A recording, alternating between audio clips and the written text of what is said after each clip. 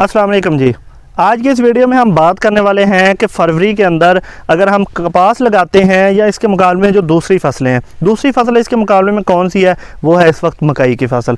कपास लगाएं या मकई लगाएं, बहुत से फार्मर इस पर कंफ्यूज हैं। पहले हम कपास को देख लेते हैं। कपास में अगर आप अगेती काटन लगाते हैं तो आप 50 से 70 मन फी एकड़ इसकी आसानी से पैदावार ले सकते हैं। कम से कम आपको 50 मन ही चलें आप रख लें। और अगर हम रेट की बात करें तो तकरीबन राउंड अबाउट इसका हम कम से कम रेट भी लगाएं तो 5 से 6 हज़ार की अगर मार्केट रहती है और आप 50 मन के करीब करीब चले जाते हैं और 6,000 रुपये के करीब करीब रेट रहता है तो 6-35 3 लाख रुपए की सीधी सीधी फसल हो जाएगी आपकी 1 एकड़ की। और ख़र्चे की अगर हम बात करें तो उसमें यह है जी आपका 70-80 हज़ार रुपया ठेका, वो तो दूसरी फसल का भी आपने पे करना है। उसके अलावा जो ऊपर खर्चा होगा वो तकरीबन 50 से 60 हज़ार रुपये अगर आपके पास कैश है। तो क्रेडिट पे लेते हैं तो फिर वो ज़्यादा हो जाता है। इस तरह अगर हम देखते हैं दूसरे हमारे पास ऑप्शन क्या है। अगर हम मकई की फसल को देखते हैं, अब दोबारा मैं काटन की तरफ आऊँगा, पहले आपको मकई का बता। मकई की फसल में क्या है, मकई की फसल में इस वक्त एक तो खर्चा आपको फ़ौरन इसके ऊपर एडवांस करना पड़ता है। पहले 40 दिन के अंदर जिस तरह आपने गंदम पे करना होता है उसी तरह मकई पे खर्चा हो जाता है। तो फार्मर जो है ना वो बेचारा इससे भी बहुत ज़्यादा परेशान रहता है। कपास की उससे अपोजिट फसल है, उसका 40 दिन के बाद खर्चा शुरू होता है और एंड तक वो खर्चा लेती जाती है। इवन के पहली पिकिंग के बाद भी, पहली पिक उसकी आ जाती है उसके बाद भी खर्चा होता है थोड़ा सा। वो अगर आपके पास बजट थोड़ा सा कम है तो वो फसल आपके लिए ज़्यादा बेनिफिट है। दूसरा, मकई की फसल जब तैयार हो जाती है तो उसके बाद उसका एक रिस्क फैक्टर है, मतलब उसको संभाल जो है 8-10-12 दिन उसको सुखाने का जो उसका मरला है वो भी काफ़ी पेचीदा है। मार्केटिंग की बात कीजिए, मार्केट एकदम से डाउन हो जाती है। पिछले 2 साल में लगातार यही हो रहा है मकई की फसल में। तो मकई की फसल, दूसरी बात यह है कि मकई की आप 2 फसलें ले सकते हैं। अब मकई की फसल में अगर कोई फार्मर जाता है तो उसमें यह क्या है, इस दफ़ा मकई की काश्त कम हो रही है, कम होने से कपास की काश्त बढ़ रही है। यही एक बात है। अगर कोई फार्मर मकई की तरफ जाता है तो वो यही है कि मकई की काश्त कम है। मे भी के साथ रेट 2,000 रुपये से अप हो जाए सीज़न के अंदर ही तो फार्मर को एक अच्छा बेनिफिट मिल जाएगा। और दूसरी बात कि फिर मकई की डबल फसल वो लगाएगा 1 साल के अंदर। दूसरी जो है अगस्त में जब लगती है वो भी लगाएगा, लेकिन काटन तो यही काटन चलती जाएगी एंड तक। इसके अलावा अगर हम बात करें तो वो हमारे पास दूसरा जो ऑप्शन आ जाता है, बेहतरीन ऑप्शन की बात करें, उसमें मरच की फसल है, हाइब्रिड मरच है। उसमें 2 हैं, एक सब्ज़ है एक लाल है। अब मरच की कहानी तो सभी को पता होगी। अब ज़्यादा नहीं तो थोड़ा थोड़ा चस्का सबने लिया है पिछले साल, जिसमें मैं भी शामिल था। बहुत ज़बरदस्त किस्म का लॉस हुआ है। और अगर मैंने 2-4 बंदों से बात की थी जो मरच के एक्सपर्ट थे, मरच के मार्केटिंग एक्सपर्ट थे, उनके मुताबिक बहुत ज़्यादा स्टॉक पड़ा हुआ है। अभी पिछले साल का स्टॉक पड़ा है। अभी तक जो आज की हम बात करें 1 फरवरी है आज, तो अभी तक कोई मरच की मार्केट नहीं है। 4 से 5 हज़ार रुपये रेट है, ख़रीदार तक नहीं मिल रहा।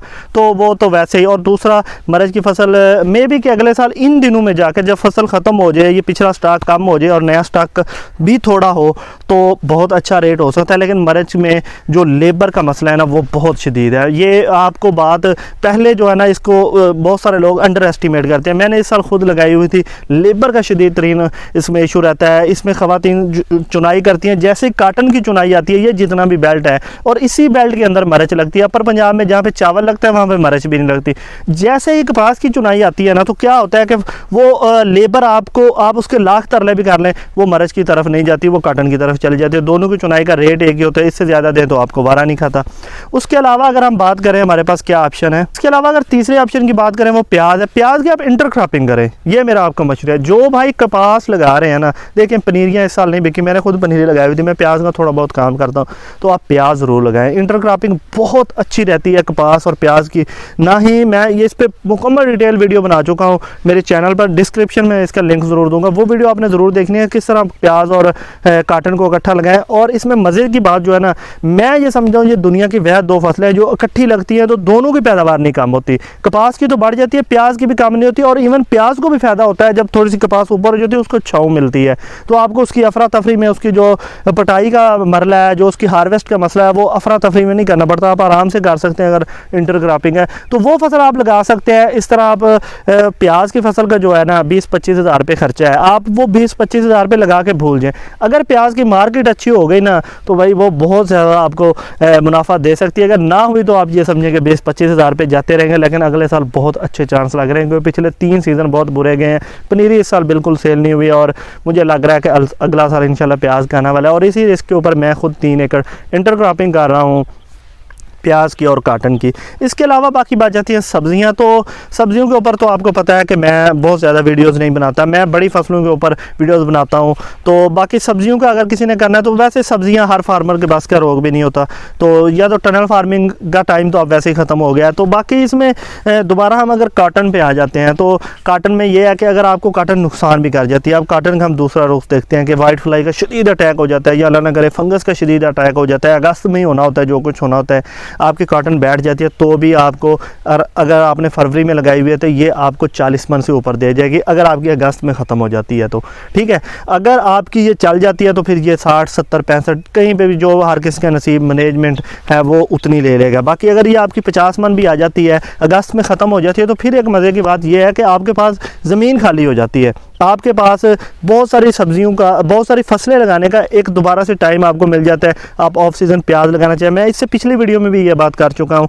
आप ऑफ सीज़न प्याज लगा सकते हैं, आलू लगा सकते हैं, सरसों लगा सकते हैं, लहसुन लगा सकते हैं, और इसके अलावा टनल फार्मिंग जो कि शुरू हो जाती है सितंबर में, उसके लिए आपको ज़मीन खाली मिल जाएगी, तो ये आपको बेनिफिट हो जाएगा। और अगर अल्लाह ना करे, अगर अल्लाह करे ये वाइट फ्लाई से बच जाती है, फंगस से बच जाती है काटन, तो फिर आप इसी को कैरी कर सकते हैं। और उसके अलावा ये नवंबर में तो वैसे ख़त्म हो जानी है, तो आपकी जो गंदम लगती है काटन के बाद बिल्कुल परफेक्ट लगती है, और गंदम के बाद काटन आपको बहुत अच्छी पैदावार देती है, तो उस लिहाज से ये एक बेहतरीन फसल है। तो आप इसकी तरफ देख सकते हैं। मैं, अगर आप मुझसे पूछते हैं तो मैं वैसे काटन का फार्मर हूँ, लेकिन मैं कपास और प्याज ये इकट्ठा लगा रहा हूँ। प्याज का एक रिस्क है, लग जाएगा, मार्केट बन जाएगी तो इंशाल्लाह वो भी वारे न्यारे हो जाएंगे, नहीं तो इंशाल्लाह काटन तो फिर है ही है। और अल्लाह ना करे अगर काटन की मार्केट भी एंड में ख़राब होती है तो हमारे पास दोबारा बहुत सारे ऑप्शन होंगे, हम कोई भी फसल लगा सकते हैं।